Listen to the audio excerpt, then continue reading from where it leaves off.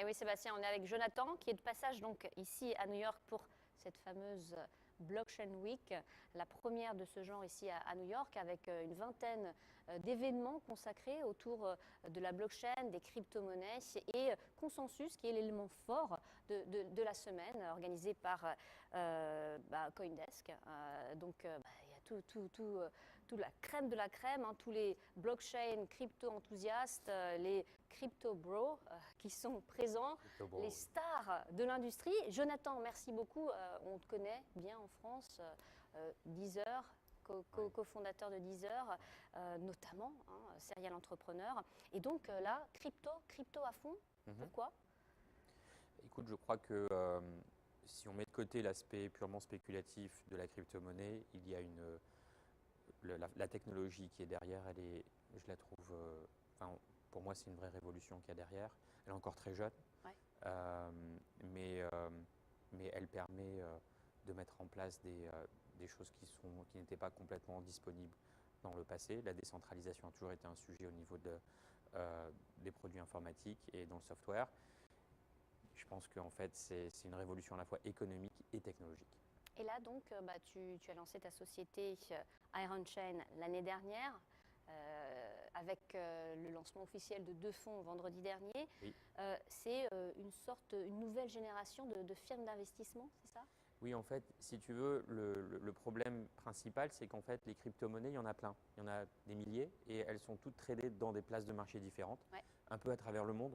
Et en fait, c'est génial parce qu'on se dit, c'est magnifique, tout le monde en veut, le prix monte, etc. Mais au final, on va dire, les gens… Qui descend, c'est super volatile. C'est Là, très si on regarde un petit volatile. peu ce qui s'est passé. C'est très volatile parce que c'est un Il y peu a les comme dans whales, le… là, ce qu'on dit, là, tous ces détenteurs de crypto. Tu as raison, tu as raison. Mais en fait, si tu veux, là, on est un peu comme au niveau des VC, au tout début d'une société, quand elle est ce qu'on appelle le seed, Ouais. il y a énormément de volatilité. Et Ouais. donc, on est exactement au même niveau. La seule différence, c'est que là, c'est tradé publiquement, donc on le vit tous de manière amplifiée, alors que normalement, c'était les VC qui le vivaient tout seuls. Donc, Iron Chain, c'est une société qui fabrique des produits financiers qui ressemblent à des produits indiciels très standards. Et en fait, on a travaillé à la création d'un indice qui s'appelle le Mix 10. Et le Mix 10, c'est un peu le Standard & Poor's, le Standard & Poor's 500 des cryptos. Donc, en gros, quand tu investis dans ce fonds, tu as une exposition diversifiée à 10 cryptocurrencies qui te donnent environ 60% d'exposition au marché sur un produit qui coûte le même prix qu'une SICAV alternative, environ 1% par an, et surtout une liquidité quotidienne, c'est-à-dire que tu peux acheter et vendre tous les jours.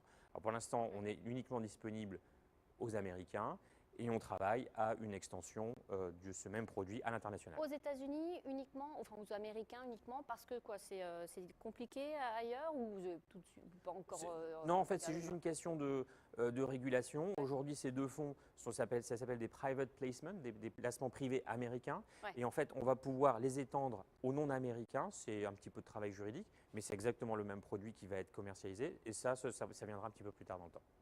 En France? En France et pour tout Bientôt le monde. là, avant la fin de l'année? Oui, avant la fin de l'été. Avant la fin de l'été, là, Oui. c'est pour bientôt. On nous regarde en Oui. France, donc on se demande, on est intéressé, bien entendu.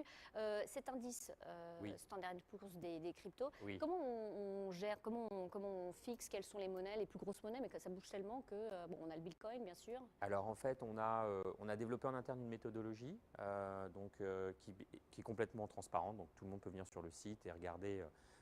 Vous allez sur www.ironchaincapital.com Ouais. et vous verrez, il y a un lien vers l'indice. L'indice, il est publié, il est complètement public. Et en fait, les crypto-monnaies, excusez-moi, je dis cryptocurrency, mais les crypto-monnaies qui sont intégrées dans l'indice sont des cryptos dont la capitalisation boursière Ouais. atteint un certain niveau. Donc pour le Standard & Poor's, c'est $1,5 milliard.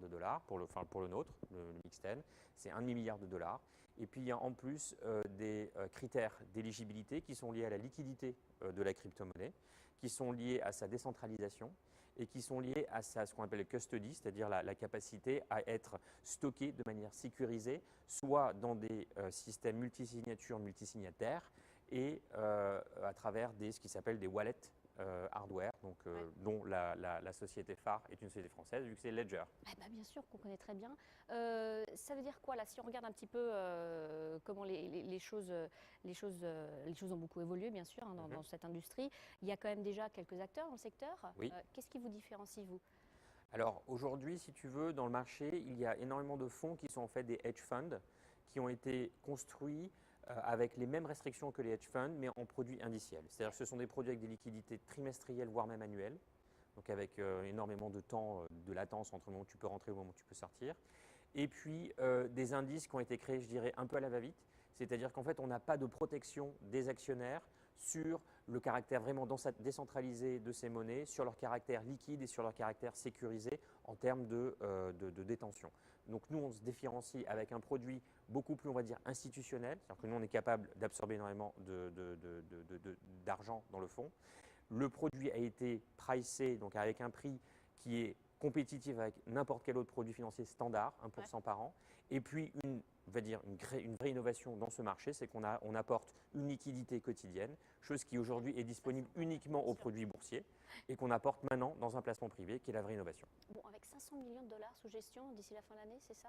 Eh bien, écoute, ça part bien, part bien parce qu'en fait, on a déjà quelques dizaines de millions depuis vendredi, qui est l'annonce publique. Bon, bah oui, ça va vite, hein. Donc ça va vite. Écoute, on a trois types de clients. On a les family, les family office, qui sont en fait des gens qui ont gagné de l'argent dans leur vie et qui l'investissent. On a des investisseurs privés et puis on a aussi des investisseurs de type ICO. Je ne sais pas si c'est très commun en France, mais les ICO, c'est levée d'argent monumentale générée par des projets de type blockchain. Et ben, quand tu es entrepreneur et que tu te retrouves avec 30-40 millions de dollars, Bon, qu'est-ce que tu fais? Tu vas le mettre où? bien sûr. Tu vas le mettre dans un roadchain parce qu'au final, c'est le seul produit qui va te permettre une exposition diversifiée et une liquidité quotidienne. Donc Voilà. super optimiste là. Bon, enfin, c'est le début. Hein, c'est que le début, ouais. Moi, ce qui m'intéresse, c'est que le début. On a une vraie fonction de démocratiser l'accès aux cryptos. Et on va lancer d'autres produits d'ici la fin de l'année. On a une application mobile qui est en cours de développement. Et puis le Saint Graal, ce serait que en fait, ce produit soit disponible à tout le monde et non pas uniquement des gens qui ont un certain niveau de revenus, et puis à tout le monde dans le monde entier. Le retail, ce sera aussi votre cible très prochainement. Exactement. On a des annonces, je t'en ferai part quand le moment sera venu. Venir parce que tu es basé à San Francisco, donc c'est pas facile de t'avoir. Vous nous le direz, bien sûr, c'est promis. Si on regarde un petit peu maintenant là l'équipe, oui. Tu es bien entouré. Hein. Écoute, les cofondateurs, il y a… Écoute, moi, je pense qu'on est dans un marché de la confiance. Je pense que tous les marchés financiers sont des marchés de confiance. Les gens qui m'entourent sont des gens avec énormément d'expérience. On parle d'entreprises comme Goldman Sachs, comme BlackRock, comme Wells Fargo. Je pense que c'est important dans notre business. Je pense que ça manque aussi dans les crypto-monnaies. D'arriver avec cette espèce d'expérience qui montre qu'en fait, on est là pour construire des choses ensemble et on n'est pas uniquement sur de la spéculation. J'ai eu beaucoup de chance sur cette équipe, je suis très content d'avoir ses cofondateurs. Et puis on est 10 et on grandit. Vous êtes 10 on est déjà Et 10. donc San Francisco et pas que San Francisco. Le but de la Blockchain Week, là, c'est de faire de New York le hub de l'industrie. Est-ce que tu vas peut-être bouger et venir t'installer à New York? Non, pas de suite. Tu sais, j'ai 4 enfants. J'ai 4 enfants en bas âge. Et je pense qu'ils ont un confort de vie dans la Silicon Valley en Californie. Dès qu'il commence à faire moins de 12 degrés, ils ont froid. Ah oui, d'accord. Voilà, on les a un petit peu. On va attendre un peu alors. Voilà, on va attendre un petit peu.